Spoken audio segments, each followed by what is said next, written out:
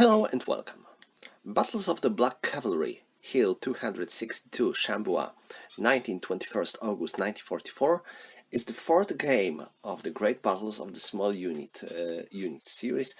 It is a diceless tactical company scale wargame series released by the Polish company Strategemata.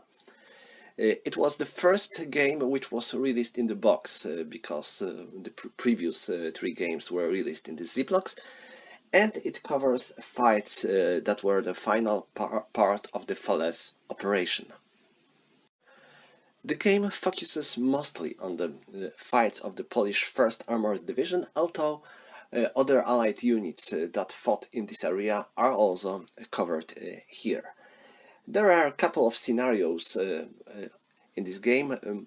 There are three small scenarios and two major big scenarios covering the important fights that took place in these 3 days of battle, where Polish division blocked the German retreat road and had to withstand Germans coming from both directions.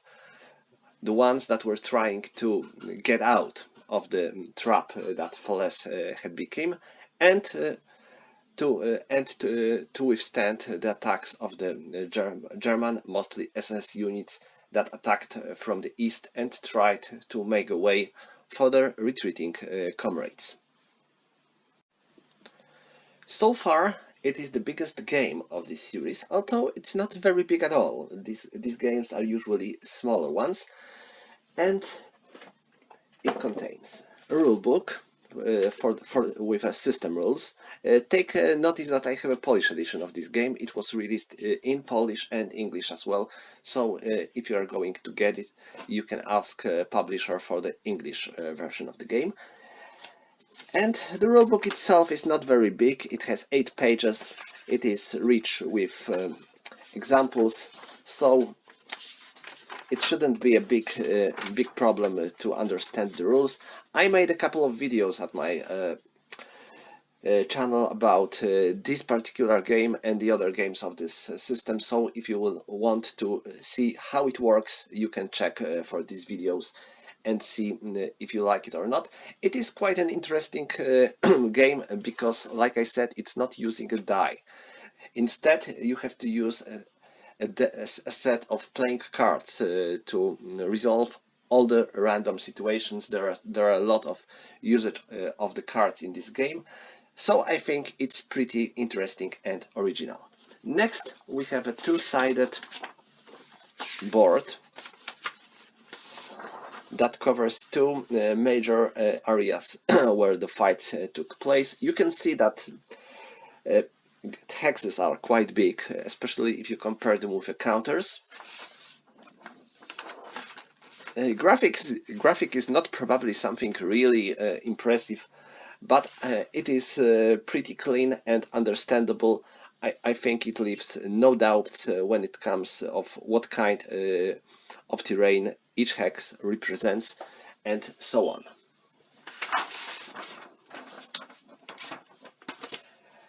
Next, we have a couple of sheets with scenarios.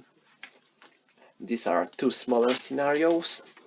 There is first of the bigger scenarios, there is another smaller scenario, and one more big scenario.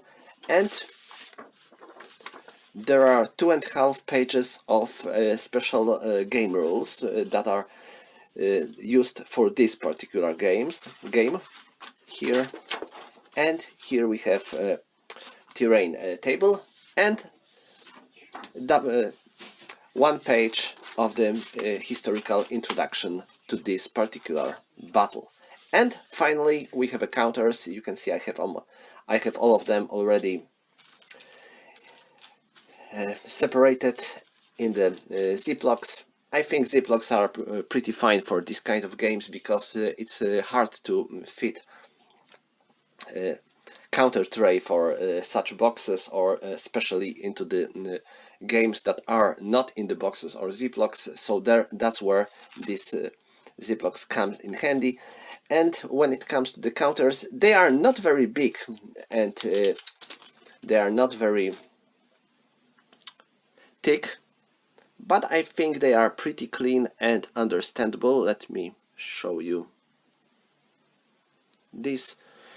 Most of the units use NATO symbols and counters that represents a smaller group of units, sometimes even a single vehicle, are using icons. Like, for example, let me show you this panther right here. Like I said, you can check for the more you can check more about how everything works, which is used for what, in my other videos.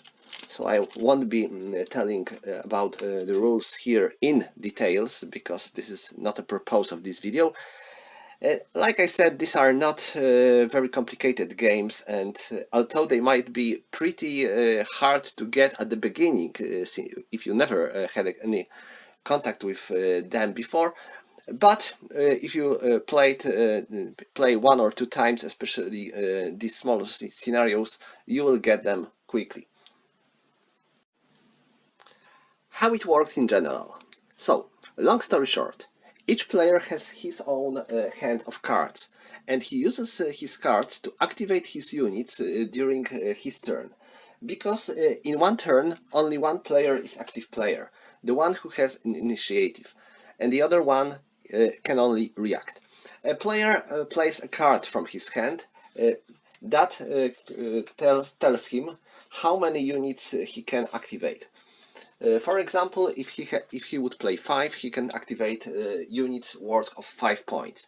And now each group marked by the color of the icon costs 1 point.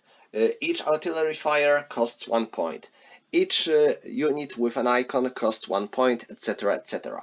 And when you activate your units, you can move them, or you can fire with them. As for the other player, when enemy unit enters his range of fire, it is marked here, he draws one card from the deck, and this tells him how many reaction fire shots he can perform.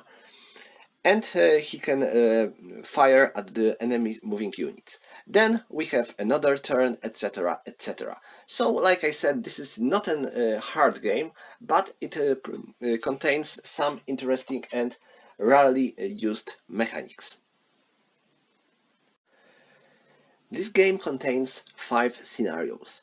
3 of them can be counted as introductory scenarios. They are pretty quick and short, with a small number of units on both sides, and they are perfect to learn and master the rules. They are usually a half of hour of play. I don't think it will take more, and when it comes to these shorter scenarios, it might take even 15 or maybe 20 minutes. I think this is a max. This is I like this because especially if you are just starting your adventure with this system, you can play this and have fun with this small number of scenarios to learn how this game works.